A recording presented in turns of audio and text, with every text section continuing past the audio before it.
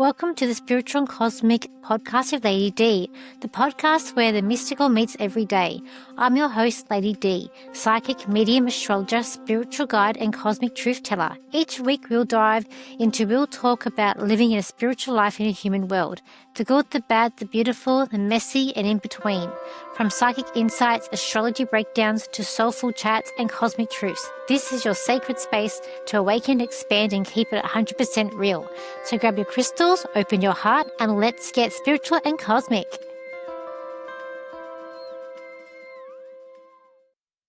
Hello, beautiful souls. Welcome back to Spiritual and Cosmic with Lady D.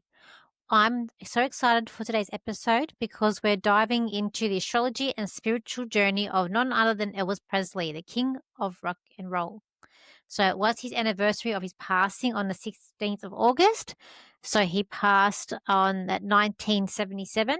So I thought we'll do a podcast on Elvis's life. So Elvis wasn't just a music icon. His life story, his struggles, and even his fascination with the spiritual world can all be seen in his astrology chart. So today we're going to explore his sun, moon, rising, karmic lessons, and even how his legacy continues to resonate spiritually. So his charts highlight, so Elvis was born on January the 8th, 1935, making him a Capricorn sun. That Capricorn energy gave him incredible discipline and drive, the power to climb to the top no matter what the obstacles there were. But he also had a Piscean moon. So the Capricorn sun makes him very organized, very structured, disciplined, loves tradition. Maybe he felt like he had to take on a lot of responsibility as well, being a Capricorn too. He actually saw his dad as a Capricorn sign. So you can see your dad through the sun. So he would have seen his dad as someone who maybe, especially growing up, the breadwinner, one who's bringing in the money, as well as being very highly organized, structured, and maybe even sense of business sense too. He also had a Pisces moon, which made him deeply sensitive, emotional, and connected to the mystical, and the moon gave him incredible music soul. He wasn't just singing songs; he was pouring emotional pain and longing into everything he did. So with that moon, it also sees his mum. It is in the third house, which can be communication. So even though he's this strong Capricorn person, because Capricorns are strong people, they're not emotional people. They like to hold in the emotion, but part of him could also ooze out the emotion. So he would probably get a little bit emotional at some point too. It also is in his third house, so he may have got a bit emotional with his siblings because he was a twin and he was had a twin that passed away. So I do feel like that did affect him in his life too, which I'll get to in a moment in his chart. He also saw his mother through the sibling house, so he maybe saw his mum as like a sister to him. He was very close to his mother. Maybe also saw his mum as someone who maybe a very emotional, intuitive person as well, being that he sees his mum through that Piscean energy too. With his ascendant Sagittarius, Elvis had his larger-than-life aura. People felt his energy the moment he walked into the room. The Sag rising made him magnetic, adventurous, and destined to explore new frontiers in the music and culture. I always say when you got a lot of actors and actresses, they will have either a Sag, maybe has like a Sag aspect or a Gemini aspect in their chart, or something that really helps them to get out there in front of the camera. So when we also link up, it does link up into Scorpio. So if you go to where the ruling planet is of the ascending, because it is Sagittarius, the ruling planet of Sagittarius is Jupiter, which is in the 11th house in Scorpio. So you can see that Scorpio is about the taboo, what we don't want to know about, like what's sort of hidden.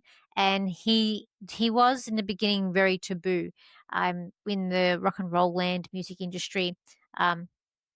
His moves were a little bit taboo. So we can see that sort of that sense of that Scorpioness, how that sort of comes into his appearance and how people perceive him, especially in that early on as well. So he also has that charisma. That's what that Sag ascending also brings out that charisma in him. We can also see with him too that he had a lot of a professional side in his chart as well, which we'll get to. So his spiritual side of Elvis. What makes people, well, sorry, say it again.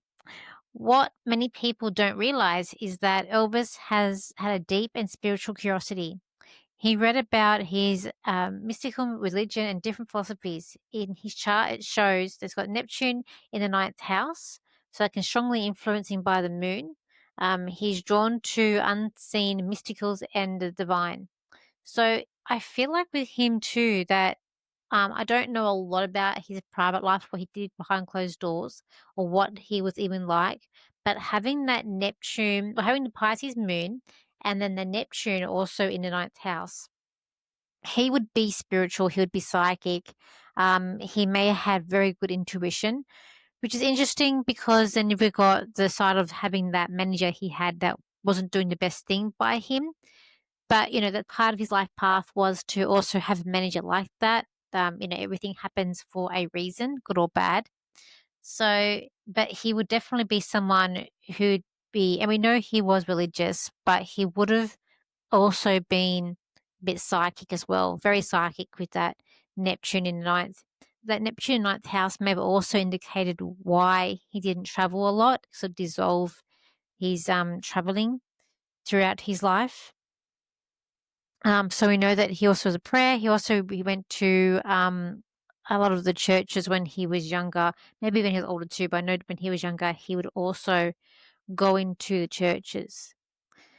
So when we see like his struggles, his shadow side, so in the astrology, it reveals that his chart had intense pressure around power, control, and escape. So he had that Piscean moon made him vulnerable and absorbed too much energy around him because Pisceans, it's like a psychic sponge. They're very they have a lot of empathy for people and they can absorb energies into the room. So sometimes also he turned to substances to cope. I know for a fact, or I know from documentaries that I've seen that he didn't like drugs that were like the ones that weren't legal, like illegal, he didn't like. So he had a lot of prescription drugs. And so it's part of his escapism. So even though Capricorns are quite strong people and they don't really want to, they don't tend to use things to escape unless they've got like a Piscean energy there or an energy that's going to be softer. Pisces, they have to escape the world through certain things. And that can be one of the things. That's what he did in his life. So also his Capricorn moon sun pushed him to keep working, keep climbing, and even when his body and spirit needed to rest, his tug of war between ambition and sensitivity in what made him both brilliant and fragile. So with his Chiron, the wounded healer in his chart, Elvis carried it deep in a pain, a feeling of never fully being understood, the pain that is also allowed him to connect so deeply to others through music. So he had the Chiron in his sixth house that can be a value of service as well as health. I see it as health mainly. It was in retrograde when he was born, so therefore he is someone that also held in his pain, sort of held in his wound. But he also had that drive with that Capricorn moon. They're very strong. It's all about endurance and getting things done. It's a Capricorn sun, sorry. I am a Capricorn moon, so I can relate to that. So as well as his what we've got here with him, his earnings is very strong in the chart. So in his second house, he does have the sun, he has Mercury, Venus, and the node. So it's also part of his life lesson too. But he would have been very focused on his earnings. Now, because his MC is in Virgo, so it's all about perfectionist, having everything perfect. That links in here with the Capricorn in Mercury. So he did have Mercury in Capricorn, Venus in Capricorn, Mars in Libra. His temperament would have been quite calm having that Mars in Libra. He probably didn't like arguments that much.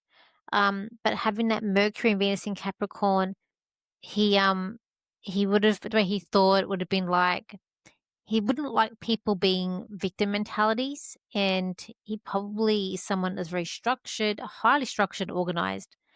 Um, just want to get along with things as well. It's funny with relationships, you can link that in the chart of how he had the many affairs with all the actresses that he worked with, and you can link that in the chart. Even how he met Priscilla was through his work. When you think about it, at the army, we got sent to Germany where she was. So when you go to the seventh house, his DC is in Gemini. So what rules Gemini is Mercury, and Mercury is in that second house with Venus there too. So definitely that's how he met his girlfriends or partners was more through his work. And we know that from his life. He also, we can see that he did struggle with finances and money, especially towards the end of his life. I can see in his chart, especially the last couple of years before he passed away, there was money issues, which we do know of. And was born Pluto, it's retrograde, but Pluto in that eighth house. So Pluto in the eighth house can be like you get money in and then you got to use it up. It's like this never-ending cycle of destruction but rebuilding, and that's what he would have had. So Pluto shows an intensity with money and power, especially money tied to others, contracts, royalties, and shared resources. This placement explains why despite his immense earnings, he faced financial troubles, often controlled or benefit from his money others did. Okay. The eighth house, Pluto, also adds depth, transformation, and fascination with death, which also shaped both his music and myth around his life.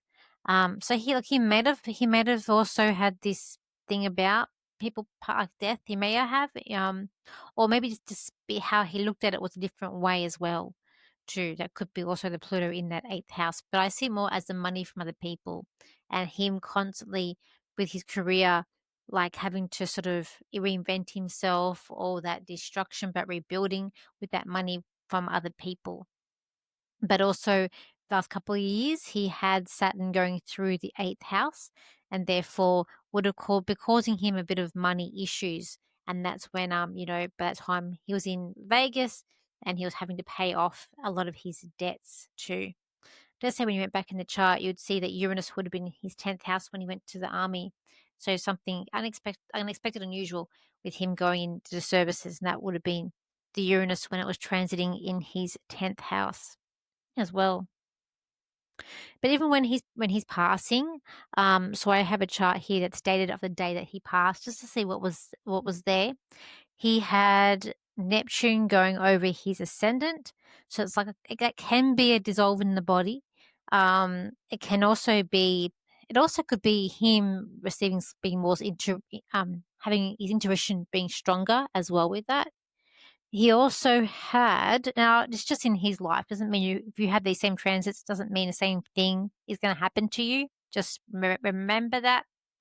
He had Pluto over Mars. So it's like a rebirth, or it's like a destruction when it comes to his strength. So that was interesting about his time of passing, what was actually going on with the chart. I like to see that and see what I can see. So basically also too with all those planets in the second house there, he was just someone that was meant to earn money in what he loves doing, having Venus in that second house. Also Mercury, so the way he earned money was about communication, and he was very focused on money and earning money because of the sun being here as well. He's also got the node and Venus also linked together. They are conjunct in that second house. So part of his life lesson was about money and relationships. So that's what part of what he was here for, to learn about too. So the North Node in Aquarius, close to Venus, shows karmic lessons, learning how to use his relationships and talents, not just for personal gain, but to connect with the collective. He was meant to revolutionize values around art, love, and money, which I think he did as well. So also part of his life path, okay, Elvis' chart reveals a man whose destiny was tied to finding his voice, not just as a singer, but as a soul channeling emotion for the world. With a powerful Capricorn stallion, which means he has more than a few planets in the second house, he has 4. And his sense of worth um, was built through money, fame, and relationships. Yet his third house tells a deeper story. The moon in Pisces tells emotionally to his mother, ties him to his mum emotionally. I feel like he was very close to his mum and his roots, while Saturn, also in Aquarius, reminds us of the karmic lessons around siblings, losses, and responsibility. So he was the sibling who carried a lot of the responsibility there with Saturn in that third house. When you put it all together, you see a man who carried deep emotional sensitivity, disciplined expression, and a karmic need to revolutionize the music. His music. His songs weren't just entertainment; they were the bridge between his inner world and the collective soul. Okay. He's also got in the fifth house Uranus. So part of his life, when it comes to relationships, um, even it's close to the fourth house too. So it's about unexpected moves throughout his life. It's also maybe his house, maybe how he decorates very quirky. But having it in the fifth house, it's like unexpected, unusual things there in relationships. And even how he met, you can see how the chart all ties in with his life. Just even just looking at his natal chart, you can so him having to met who met Priscilla such a young age. It's a bit odd, unusual. She was only a child when he met her, and they had a relationship. That was just a bit unusual. So Uranus, we don't know what you're going to get. It's unusual, unexpected.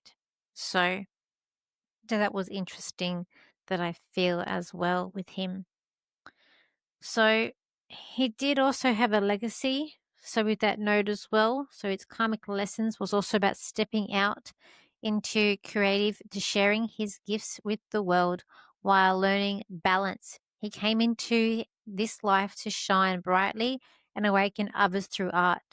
Even decades after his passing, his chart still speaks, reminding us how about the beauty and the cost of fame, but also the power of music that transcended time. So it does. He's also got Mars in that 10th house too, which means he would be someone that needs to have reassurance and very positive in the workplace. So he would always need that person saying you did a good job, or he needs that positive influence to do with his work and his career too. But having so many planets, so you've got Mars in the 10th, and then you've got those things in the second house, you can just see his chart. It was just very strong when it comes to career, the work, the money as well, and even how even do with love, it's in the chart too, which I find very, very interesting, and about the whole money situation too. And he would have been wanting to pay the debts because it's like an honor. Capricorns is like they have honor with Capricorn, that star sign too. And even that Venus in there too. Um, he needed relationships. He needed to be in relationships where he was free and being able to socialize as well. That also may have been why he often, you know, had like to have more than one partner too with that. And he also had Jupiter in the 11th house, so friends were important to him. When you were his friend, he'd probably keep you for life. And towards the end part of his life, probably like people who were a little bit different, a little bit quirky as well, because at that time he had Uranus in the 11th house. He actually would have had Jupiter in the 7th house, so he'll probably getting along with his partner. But at the same time, he did have in the fifth, he had that Chiron transiting the fifth house. Chiron's our pain. So the fifth house is that relationship house. So even children. So it probably would have given him a bit of pain, a bit of issues for him that he was away from his daughter, or the situation around his daughter not being with her all the time probably would have affected him. But relationships as well probably wasn't the best for him around the time of him passing. It would have been better than it had been in the previous few years. But yeah, it would have been better with Jupiter being in the 7th house, but he had that Chiron in that 5th, and had been there a few years before that Jupiter got there. So if he had lived on past that date, it would have found perhaps the following year that there may have been some issues or more issues coming up with relationships around him too. And even the colonel, his manager, the relationship was souring, which we know as well, which would have been at Chiron in the fifth, when things would have kind of started to unveil itself and come out, um, which is very, very interesting as well. So, so what can we learn from Elvis' astrology? His chart reminds us that the true success is about more than ambition. It's about honoring your sensitivity, listening to your spirit, and finding balance between giving the world and nurturing yourself. Elvis had larger than life destiny, but he also teaches us to stay connected to our soul no matter how far we climb. So also too, it just shows us that the chart, you can't make this stuff up, I say, with the chart. And I always say the chart never lies. So you can see in the chart about his life. You can see how it all planned out. You can see everything's there for you, which is, it's interesting. It's great. He also was born with a square between Mercury and Mars, so he probably wouldn't be the best in arguments. He probably got very when he did get, if something was unfair, unjust, would have made his temper go off, and he probably didn't have a good temper when it did go off with that square there either.